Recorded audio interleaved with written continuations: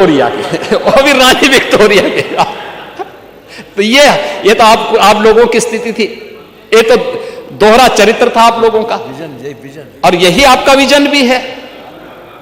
आप बात तो आजादी की करते हैं, लेकिन काम गुलामी जैसा करते हैं। बर्किंघम की बुकी को बुला करके और फिर नेताजी जैसे भोले भाले व्यक्ति को भी बदनाम करने का काम कर दिया आप लोगों ने। शिवपाल उनकी विरासत के अंतिम उत्तराधिकारी थे, लेकिन बेचारा भी अब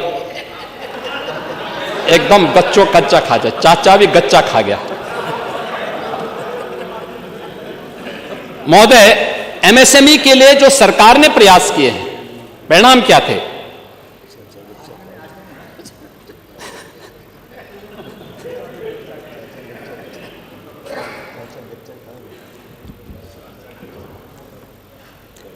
औद्योगिक ऋण।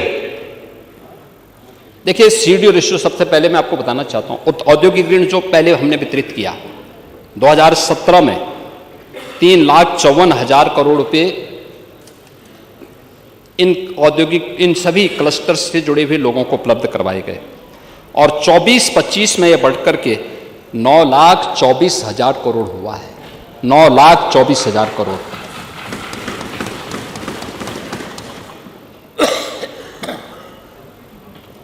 प्रदेश के अंदर सीडीओ रेशो यानी बैंक में हमारा जितना पैसा जमा हो रहा है, वह पैसा यहाँ के उद्यमियों को, यहाँ के नौजवानों को, यहाँ के किसानों को प्राप्त हो रहा है कि नहीं हो रहा है, या क्रेडिट डेबिट की इस व्यवस्था को बैंकों के माध्यम से देखा जाता है। जितना पैसा जमा हो रहा है उतना पैसा यहाँ के लिए विकास के लिए उपलब्ध होकर बैंकर्स करा रहे हैं कि नहीं करा रहे हैं। इसका फीसदी पहले 44% था 16-17 में, और आज ये बढ़ करके लगभग 62% पहुंचा है। 62%। Pandey ji, single window system को आज यहां पर निवेश सारथी पोर्टल बनाया गया है, और अभी मैं तो चाहूंगा आप सबको भी, आप भी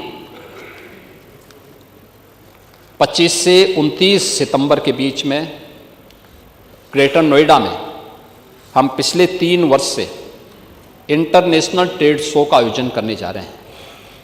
वहां कोई हिंदू मुस्लिम नहीं देखता।